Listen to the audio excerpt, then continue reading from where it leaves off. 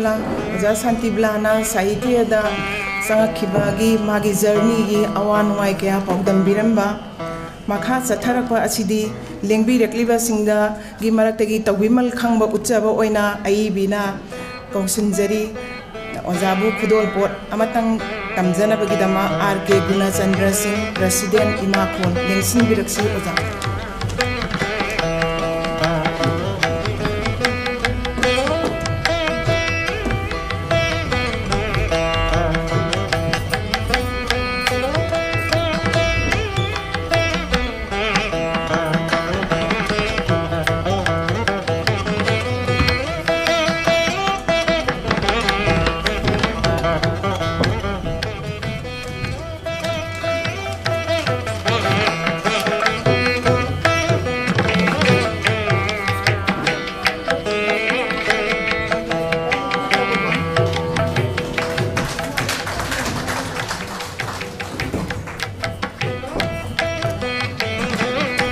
Cheri oja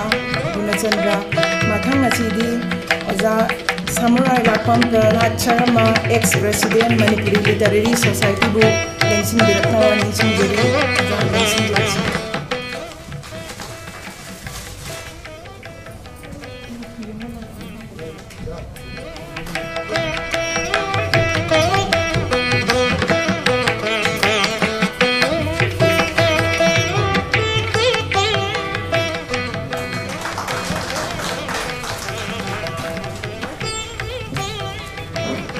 Cheri oja Prahlad Sharma mathang asidi Sri Dilip Mayengbam President Asai Loop Manipur oja lengsin birakchi oja da achamba khudolama ayina tambigani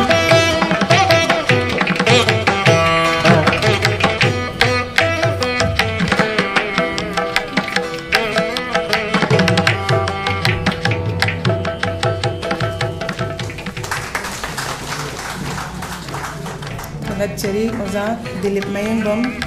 mathang sidi Sri Birendrajit Nauren Sahitya Akademi Awardee lengsin birakna ba lengsin jeri oja lengsin biraksi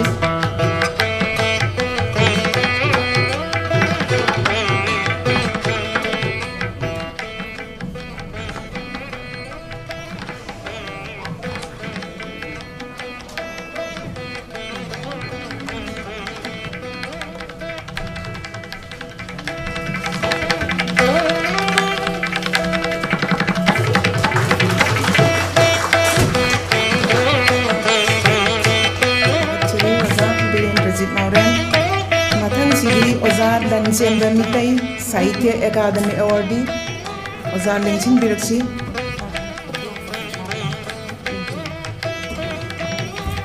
oja si magi achinba kharadagi lakpidre lapak kanot inde mathang sidi Sri Ratho Tongkham aiba amasung kalam nes lengsin biraksi oja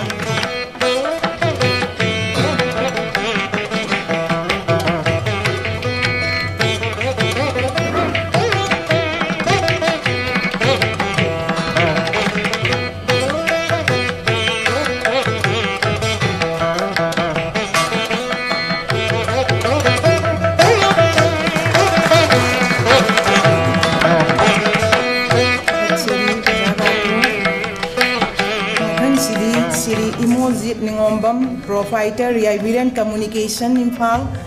lengsin biraksi oja Imojit Ningomba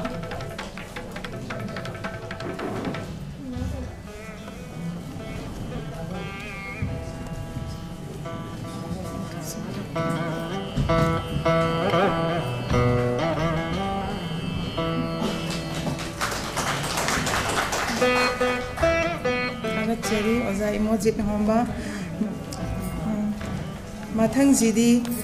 yamna maru oiba larik sigi mamangi layek sisu yekpi ba Konthaujam Michael Maitei ulengsin birakna ba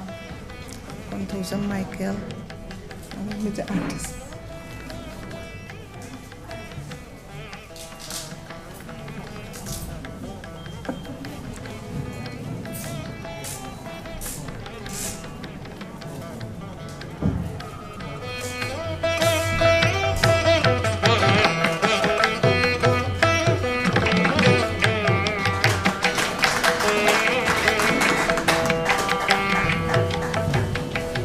थागतचरी Michael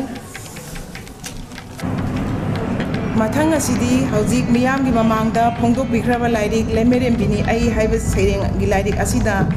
मरमदा